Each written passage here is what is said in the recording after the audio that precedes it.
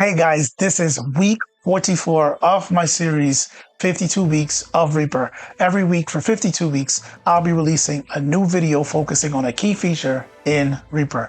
So let's jump right in. So for this week, our topic and our focus will be track spacers. So this shouldn't be a long video, guys. So while I color code this, I'll explain what track spacers are. It's a pretty simple concept.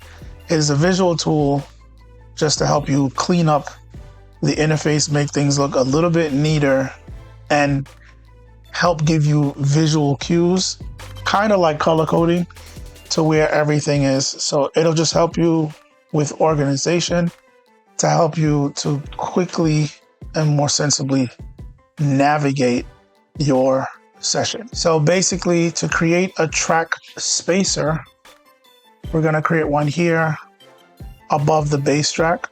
So I'm gonna right click on that base track, and then I'm going to go to where it says visual spacer and insert spacer before track because I want it on top.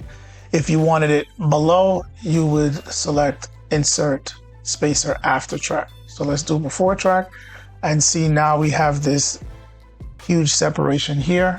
You can also hold control, click and drag on that to create a new one and then drag it into a new spot. So let's say I want all of these tracks here to be separated. These are all hits. And for some reason, I want them to be separate from everything else. So we have that separation there. So let's say I also wanted these three snares to appear somewhat separated. I would highlight all three of these, right click, go to visual spacer, and we can select this option that says insert spacer before and after tracks. You select that and it's going to do exactly what it says. So there's a spacer at the top and the bottom. So you have this visual look here that kind of separates your track groups based on how you want to do it. So along with colors, and if you resize the track spacers remain the same size. So let's look at that zoomed out. And it also reflects on the mixer. So let me drag in a full view of the mixer here. And it also reflects right across the mixer. You can also change the size of the track spacers. The size that I have here is not the default size. So you can hit Control P, go to your preferences. You can actually type right here in the search field. We're gonna type track spacer. Track spacer, hit enter, give it a sec, and it brought us to the appearance tab. So in the appearance tab, right here, we have this highlighted because we did a search, track spacer, and we can change the track spacer size. I have mine set to 28, and I'm assuming this is 28 pixels. And I think by default, it is 16. So let's switch it to 16, hit okay. And size is smaller. And let's do something drastic. Let's go back to preferences. And we're gonna do, let's do 35. I'm gonna zoom out so you guys could see it change. So pay attention over here. I'm gonna hit okay. And that's 35 on the track spacer. So you can change how big you want.